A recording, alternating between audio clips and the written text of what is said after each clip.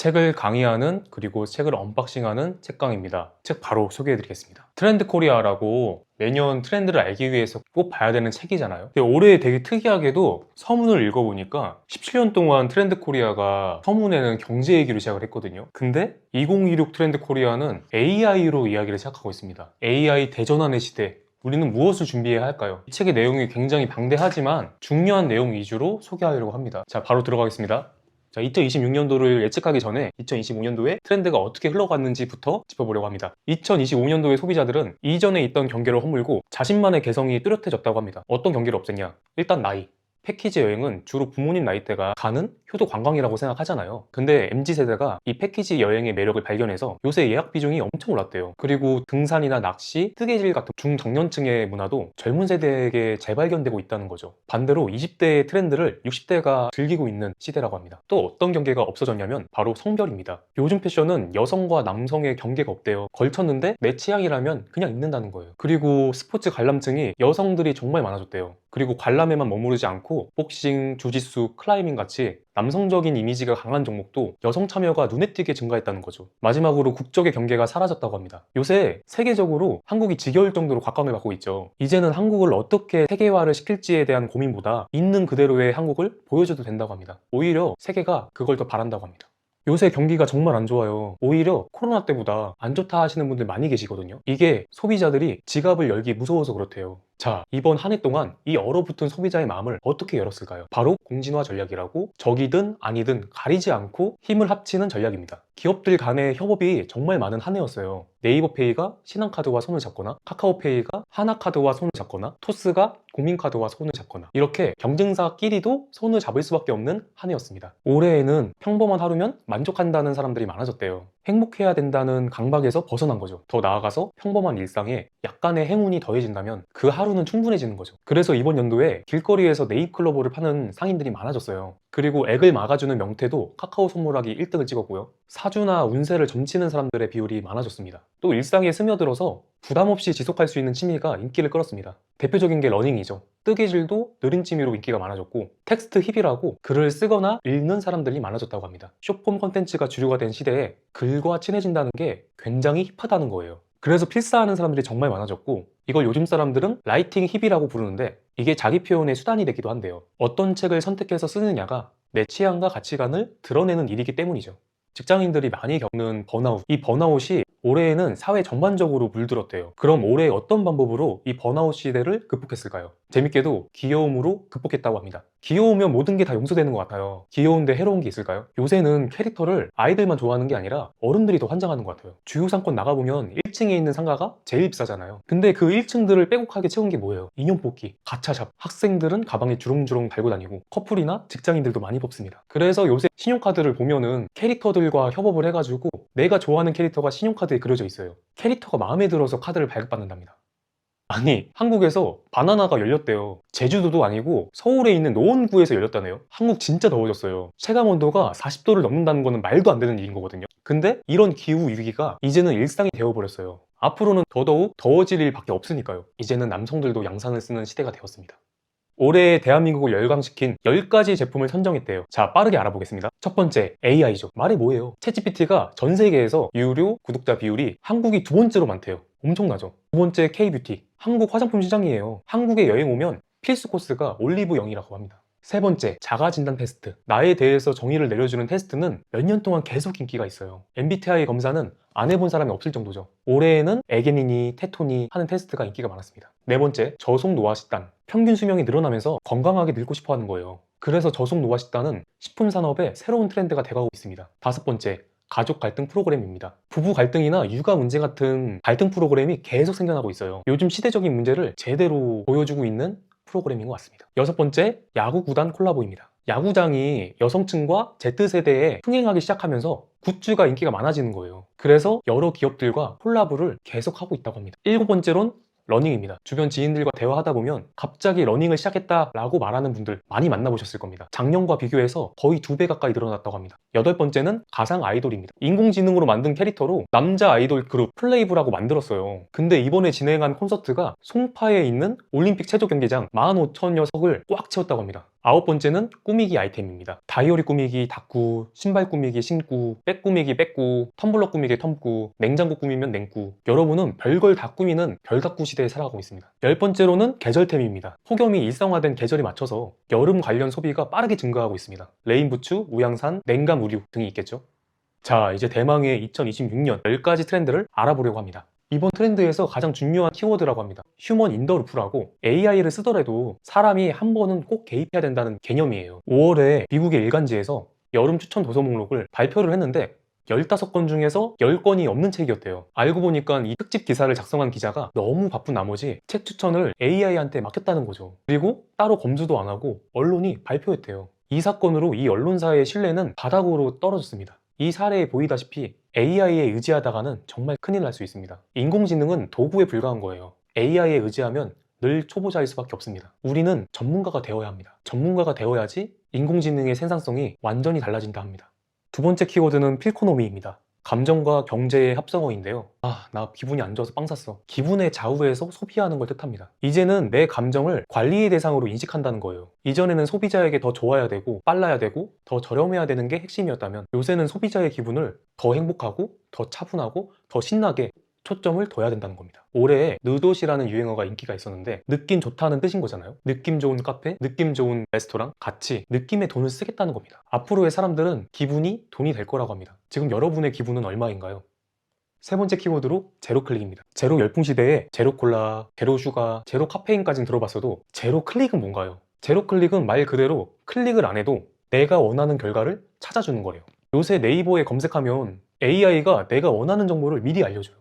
예전에는 블로그라든지 지식인이라든지 다른 링크를 여러 개 클릭을 해서 우리가 원하는 정보를 그 안에서 어렵게 찾아야 했잖아요. 근데 이제는 점점 클릭하는 비중이 사라질 거라고 합니다. 옷을 사려고 무신사에 들어갔더니 예전에는 내가 좋아하는 브랜드의 옷을 찾고 옷의 카테고리를 선택하고 원하는 색상이나 취향을 선별해야 했다면 이제는 내 취향을 너무나 잘 알아서 홈 화면에서부터 내가 좋아할 만한 옷을 추천해 줍니다. 이것저것 눌러보고 비교할 필요가 없어졌어요. 그래서 앞으로는 광고의 트렌드도 변화될 거라고 합니다. 지금까지는 소비자들이 검색할 때 상위 노출로 보이는 게 마케팅에 도움이 되었다면 앞으로는 AI에게 이러한 소비자들한테 추천해 달라고 설득해야 될 거라는 겁니다. 네 번째 키워드는 레디코어입니다. 요즘은 MBTI P도 계획하는 시대래요. 실패할지도 모르는 불확실성에 시간과 돈을 낭비하는 대신에 계획하고 예행 연습하며 살아가는 레디코어가 등장한 거죠. 레디코어가 트렌드가 된 배경에는 불확실한 사회인 것도 있지만 30년간 길러진 자기주도 학습 세대가 사회에 진출하면서부터 그렇게 됐다는 거예요. 이 세대가 어렸을 때부터 매일매일 어떻게 살지 생활 계획표도 만들고 학원에서는 선행 학습을 하고 자기주도 학습해라 매번 잔소리 듣던 이 세대가 이제는 잔소리하는 사람도 없는데 그런 삶이 내재화된 거예요. 그렇게 계획을 안 세우면 불안한 거죠. 그래서 엑셀이나 노션을 활용해서 결혼 계획, 임신 계획, 혈당 계획, 투자 계획, 노후 계획 이렇게 인생 계획을 세운다는 거예요. 심지어 놀 때도 제대로 놀아야 하니까 계획을 세우더라고요. 레디코어는 실패의 위험을 줄여주는 안정감을 주기도 하지만 실패를 통해서 배우는 성장의 기회를 놓치게 될 수도 있대요. 그래서 레디코어가 인생을 더 값지게 살아가기 위해서는 빈칸의 미학을 남겨두라고 합니다. 다섯 번째로 AS 조직입니다. AI로 인해서 직장에서 일하는 방식이 아예 달라졌어요. 인공지능을 쓰지 않는 업종이 거의 없을 만큼 AI는 이제 생존의 필수가 되어버렸습니다. 이렇게 업무에 AI를 활용하면서 우리가 일하는 직장에서는 어떠한 변화가 찾아올까요? 정말 발빠르게 움직여야 된대요. AX 조직이 되어야 된다는 겁니다. 느리지만 완성도는 높은 것보다 일단 빠르게 제품을 만들어 놓고 시장 트렌드에 맞춰서 계속 업그레이드 해야 된다는 거죠. AI 시대가 되면서 트렌드가 너무 자주 빠르게 바뀐다는 거예요. 그래서 지속적으로 개선해 줄 수 있는 순발력이 되게 중요해졌다는 겁니다. 그래서 AX 조직은 부서 간의 장벽을 허물고 직급은 되도록 줄여서 조직을 평평하게 만들었습니다. 근데 이렇게 구조를 만들었다고 해서 조직이 저절로 돌아가지 않잖아요. 그래서 AX 조직이 되려면 문화 형성이 중요하다고 하거든요. 어떤 문화냐? 다른 부서와 협업할 수 있는 문화, 그리고 끊임없이 배우고 성장하려는 문화가 형성되어야 한답니다. 여섯 번째로는 픽셀 라이프입니다. 이제는 메가 트렌드가 의미 없는 시대가 되어버렸습니다. 네이버의 실시간 검색 순위도 사라졌지, 유튜브의 인기 급상승 영상도 이번 7월에 폐지했어요. 사람마다 좋아하는 취향이나 취미가 너무나 다르다는 거예요. 그리고 유행도 되게 빠르게 변한대요. 탕후루가 유행하다가 요거트 아이스크림, 두바이 초콜릿 반짝 떴다가 금방 식기도 하고요. 패션도 제철 코어, 고프 코어, 발레 코어처럼 코어가 붙는 패션이 유행되는 것 같다가도 한 계절도 안 돼서 없어지기도 해요. 이랬다가 저랬다가 이것도 좋고 저것도 좋고 하는 사람들이 많아지면서 이 픽셀 라이프가 시작된 거죠. 요새 화장품들은 소용량으로 사이즈를 줄이고 있어요. 사람들이 소용량씩 여러 브랜드를 산다는 거죠. 요새 배달 주문할 때도 한 그릇씩도 주문이 가능하고요. 대형마트에서 소포장으로 소분된 식품을 찾는 소비자가 늘어났어요. 애초에 대용량으로만 파는 코스트코를 가면서도 소분 모임을 만들어서 소비자들이 직접 대용량 상품을 작게 나누고 있다니까요. 이것도 좋고 저것도 좋으니까 적게 나누더라도 다 갖고 싶은 거예요. 픽셀 라이프에서 팬덤은 더 이상 하나의 최애 연예인에게만 모든 것을 쏟아붓지 않는다고 해요. 최애가 있으면 차에도 있는 거고 차차에도 있는 거고 차차차차차차에도 있을 수 있죠. 이렇게 끝없는 경험을 하고 싶은 픽셀 라이프 소비자에게 대응하려면 앞으로 우리는 그 흐름 속에 존재해야 된다고 합니다. 브랜드는 소비자의 이런 여정을 끝내는 종착지가 아니라 긴 여정에도 반드시 들러야 하는 경유지가 되어야 한다는 거죠. 일곱 번째로 프라이스 디코딩입니다. 작년에 디올에서 나온 380만원짜리 명품 가방이 원가가 8만원이라고 알려져서 크게 논란이 되었던 적이 있었어요. 이걸 두고 브랜드의 가치가 있는데 원가를 따지는 게 무슨 의미가 있냐 하는 쪽과 아무리 명품이라도 원가랑 가격이랑 이렇게 차이가 나는 게 말이 되냐 하는 쪽에 두 가지 반응으로 나뉘게 된 거죠. 원가에 집착하는 사람들이 많아진 만큼 상품의 원가를 궁금해하는 소비자들이 많아졌다고 합니다. 프라이스 디코딩이라는 건 더 이상 소비자가 브랜드에서 제시하는 가격을 맹목적으로 수용하지 않고 낱낱이 뜯어서 살펴본다는 겁니다. 그리고 나서 정말 합리적인지 판단한다는 거예요. 똑똑한 소비자가 정말 많아졌습니다. 이게 단순히 가장 저렴한 제품을 찾는다는 뜻이 아니라 가장 합리적인 제품을 찾는다는 거죠. 왜 이 가격이죠? 라는 질문에 답을 할 수 있어야 된다는 거예요. 이런 답에 브랜드가 명확한 답을 주지 못하면 소비자들은 듀프를 찾게 된대요. 듀프는 브랜드의 가치는 낮지만 상품의 가치는 높은 걸 의미하는데요. 다이소가 각광받는 이유도 이 듀프 소비층이 늘어서 그렇다는 거죠. 그래서 프라이스 디코딩 현상으로 브랜드 파워가 약한 신생기업이나 중소기업에게는 좋은 기회가 될 수 있대요. 이렇게 단발적으로는 개별 상품만을 띄우면서 성공할 수 있는 좋은 시기지만 멀리 봤을 때는 브랜드의 이미지도 챙겨가야 하는 게 핵심입니다.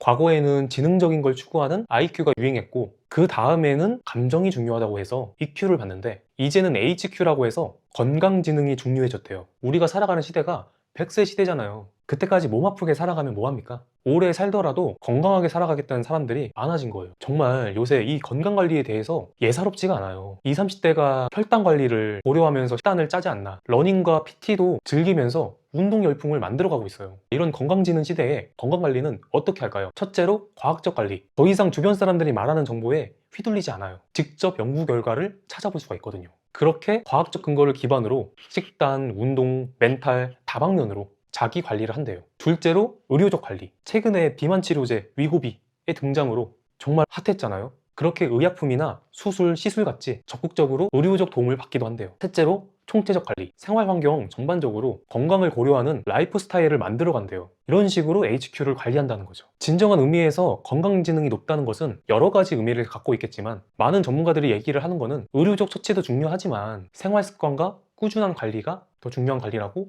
강조했습니다. 아홉 번째로는 1.5가구입니다. 혼자 사는 게 편하지만 외롭고 싶지는 않은 요즘 사회를 1.5가구라고 표현했습니다. 혼자이면서도 혼자이고 싶지 않은 거죠. 0.5라는 건 완전한 1은 될 수 없어도 부분적이고 선택적인 연결감은 준다는 거예요. 근데 연결감을 갖더라도 자율성은 지켜야 한답니다. 이런 1.5가구의 유형을 알아본다면 혼자이고 싶은데 생활력이 없어서 근처에 가족을 두는 경우, 외롭고 필요할 때만 찾는 겁니다. 반찬이 없을 때 받는다거나 외로울 때 식사를 같이 하는 거죠. 그리고 이 외로움을 해소하고자 반려동물을 키우는 경우, 나만 고양이 없어 라고 유행어가 돌 만큼 고양이의 인기가 날이 갈수록 높아지고 있죠. 그리고 룸메이트를 찾아서 각자의 공간에 경계를 두는 경우, 철저하게 실용적인 목적을 위해 찾는 룸메이트라는 거예요. 전략적 룸메이트죠. 나는 낯선 사람들과는 못 살겠다 하는 사람들은 아예 가족들과 함께 살아가면서 이 1.5가구를 실천한대요. 같이 살면서 냉장고를 쓰더라도 각자의 영역만 쓰는 거고, 좋아하는 음식의 취향도 다르니까 밥도 따로 먹는 거예요. 함께 살아도 독립적으로 살아가겠다는 겁니다. 이런 1.5가구 사회에서 우리는 모두 섬이라는 고독한 현실을 인정하면서 그 섬들을 잇는 작고 유연한 다리를 만들어 서로 연결하는 지혜가 필요하다고 합니다.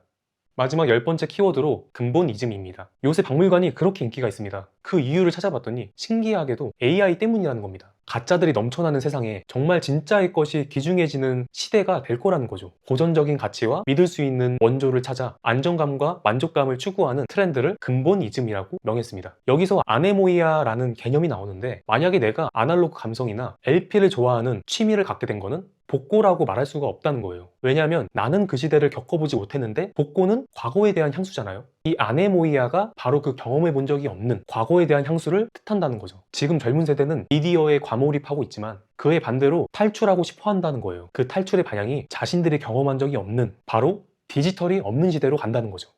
자, 이렇게 오늘 준비한 트렌드 코리아 2026을 정리하고 방해했는데요. 현재의 트렌드를 안다는 건 우리 사회를 관통하는 흐름을 발견할 수 있다고 합니다. 오늘 제가 정리한 자료는 유튜브 상세 정보와 댓글에 링크로 남겨두도록 하겠습니다. 오늘의 책강이 유익하셨다면 구독, 좋아요 부탁드리겠습니다. 감사합니다.